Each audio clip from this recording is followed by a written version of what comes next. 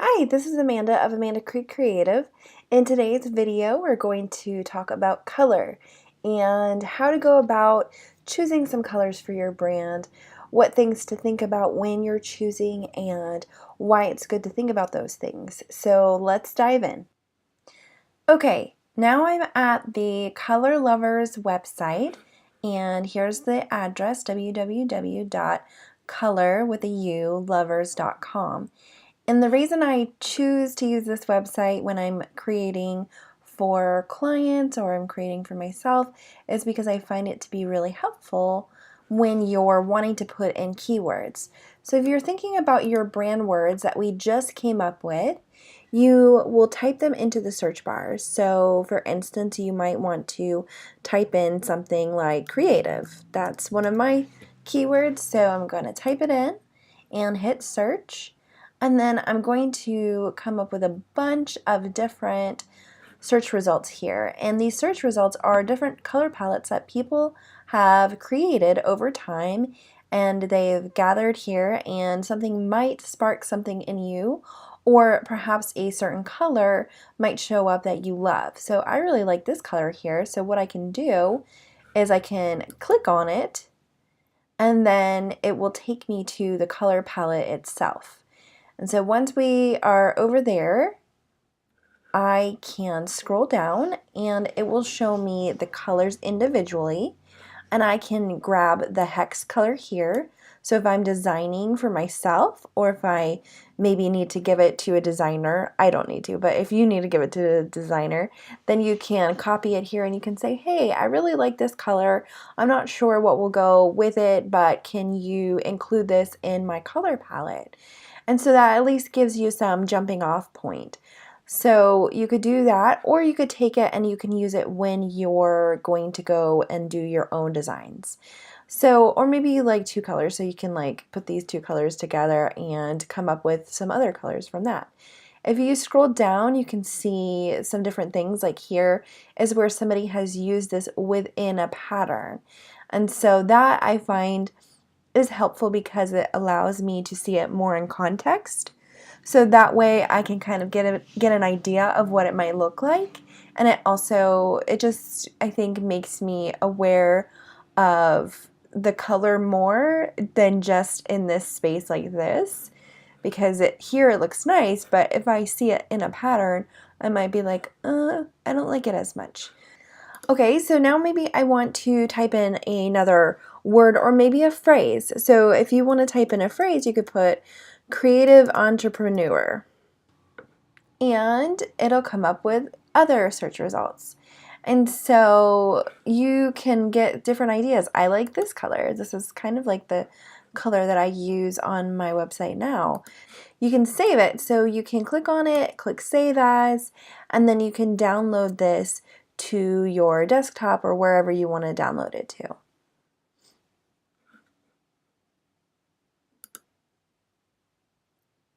So I have that saved now on my desktop, and I could print it out and I could cut the things out and include them on my board. Maybe I just want that one color, so I can cut out that one color and I can put it on my brand vision board. And then I can mix it with another color. This color and this color look really nice together to me, so I could go and click on this and do the same thing by clicking on it and then saving it to my desktop and printing it out later. Another way that you could search is perhaps by typing in things that you like. So for instance, tea. I love tea, and any kind of tea. And so I can type that in and I could come up with a bunch here that perhaps will spur something in me that will say like, yes, this is absolutely the one that I love. So I could click on this and then I could print it out and I could cut out that color again, and I can add that to my brand vision board. I can also, again, look at the palette and get the hex code by scrolling down and copying and pasting it from here. So that's pretty much how you can search within Color Lovers, and it's really pretty straightforward. You can browse here, there's different palettes, you can browse patterns and things as well. So I usually just use the search, but feel free to look about it and see if there's some other way that maybe you would like to use this website and to find your colors. The next one is Adobe Cooler, and this is a really cool site because there's a few things that you can do here as well. Now, I mentioned this in my brand personality challenge, so if you're not signed up for the challenge, you can do so by looking at the link below in the description box, clicking on it and filling in your information, and then you can join the challenge with us. So the reason I like Adobe Cooler is because you can upload a photo here and you can get the colors from the photo. So I'm going to do that now. I'm going to choose an image and then I'm going to upload it and then I'll show you what you can do from there. Okay, so here's a photo of some strawberries and some nuts that I had one day on a pretty blue plate that I have in my house.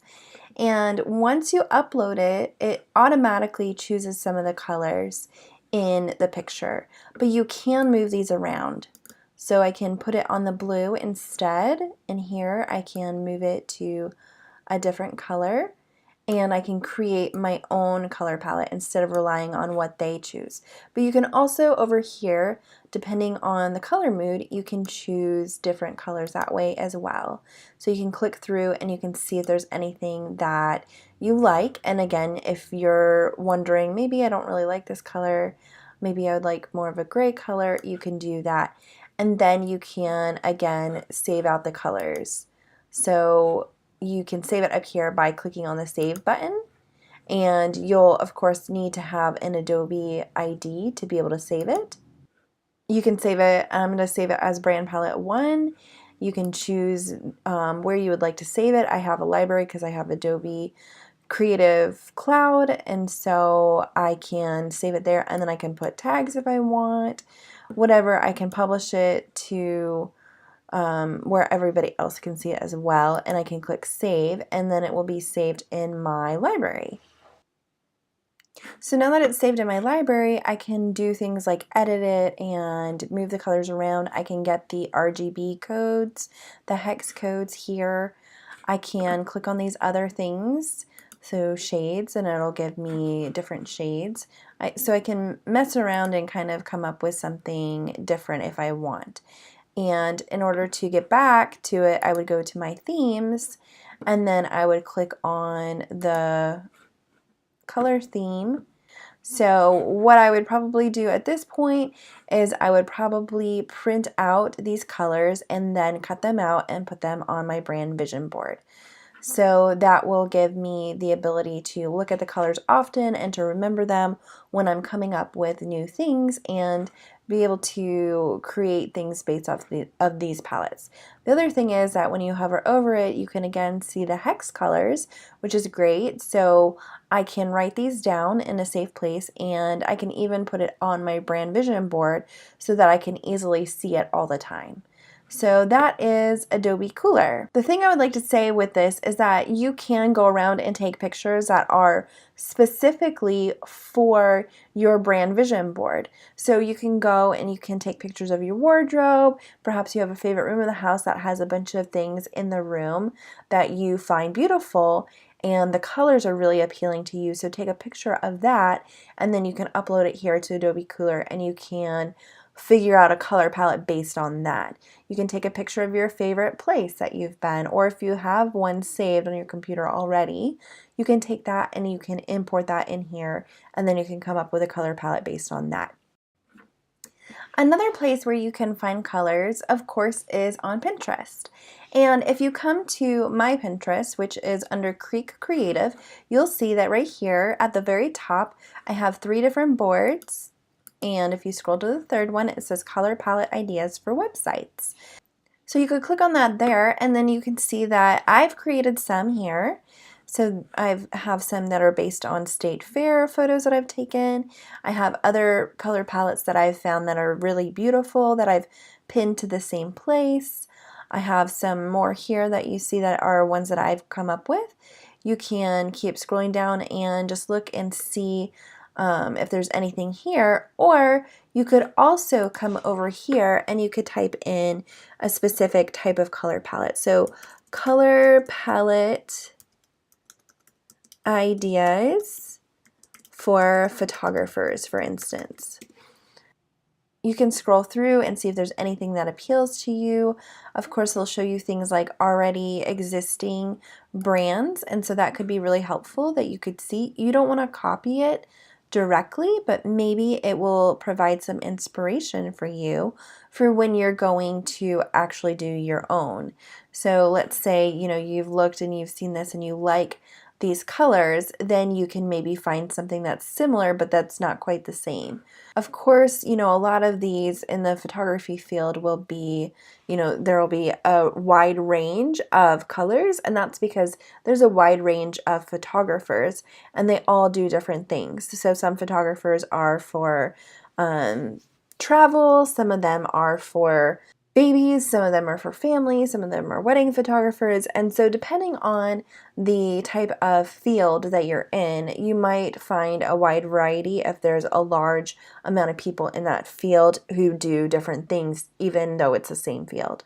So you'll want to look through and you'll want to see, if there's anything there that maybe guides you to choosing something that perhaps is right for you. You can click on them, you can print it out. When you click on it, usually there's stuff below that is similar, so you might find some more ideas that way.